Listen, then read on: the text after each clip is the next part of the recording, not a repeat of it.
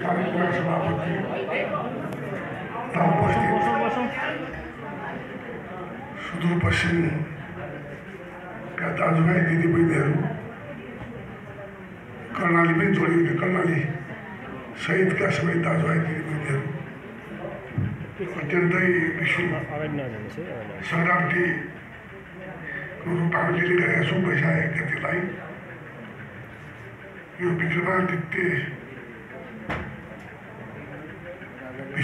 विक्रम सम्वत भन्ने पनि गरिएको छ। त्यो सुरु गर्नुभएको बाबु बेलादेखि नै सुरु भएको यो चाहिँ नि सम्पत हो।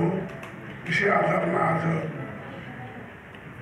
विश्व सङ्क्रान्ति वैशाख 1 गते पनि मानिन्छ। यसका कारण चाहिँ यो चाहिँ नि नेपालमा चाहिँ अब थुप्रै इन्डियामा हराइसकेको छ, केही ठाउँमा मनाउने गरिए तापनि, तर नेपालमा चाहिँ नि यसलाई चाहिँ पनि हामीले मानिराखेका छौँ।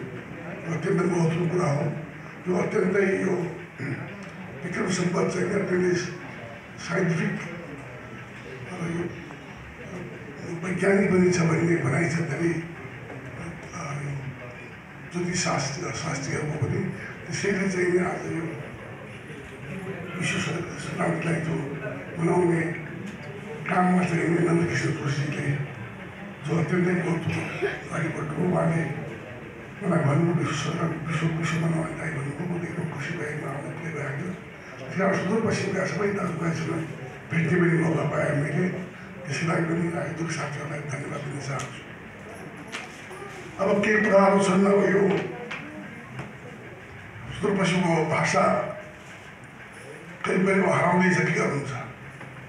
कोही बोल्दैन नेपाली आफ्नो पश्चिम भाषा, सब नेपाली बोल्छन्। हुँदा हुँदा छोरासँग अङ्ग्रेजी बोल्छन् क्या, यस्तो खालको। त्यस कारण चाहिँ भाषा आफ्नो हराइसकेको छ। र म पनि आजकल के चाहन्छु भनेदेखि आफ्नो भाषा भने ठुलो कुरा हो। जुन देशको भाषा, जुन समाजको भाषा लुप्त हुन्छ, हराउँछ, त्यो समाज नै कमजोर हुन्छ, त्यो नै विखण्डित हुन्छ भन्ने पनि भनाइ छ।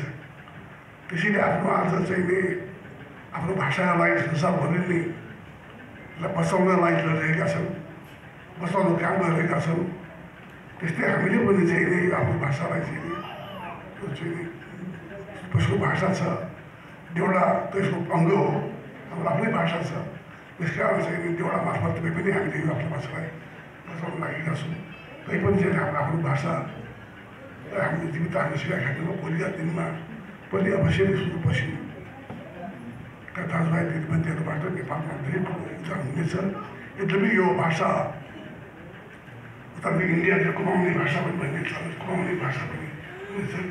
त्यस्तै चाहिँ देउडा भए उता पनि गाउँछन्, नेवाली भन्छन्, सायद त्यसको महिलाहरूले पनि घाँजा लगाएर हुन्छ। हामी यहाँ पहिले पनि मेरो आमाले त घाँजा लगाउँथ्यो, घाँजासँग हट्छौँ हुन्छ। त्यस कारण चाहिँ पनि चाहिँ त्यो लाउने कुरा भइरहेको छ। मान्छेको त्यही हो। अब यो कुराहरू त फेसन अनुसार चल्छ, पुरानो फेसन कहिले लगाउने कहिले लगाऊ भन्ने पनि कुरा भएन।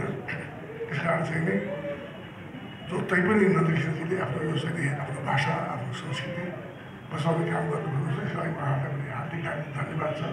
अघि भाइले पनि रौथाके भाइ हुनुभएको भट्टजीले पनि सबै दाजुभाइ दिदीबहिनी आउनुभयो, धन्यवाद छ। यो काम तपाईँहरू भइरहोस्। सुदूरपश्चिमको संस्कृति कल्चरमा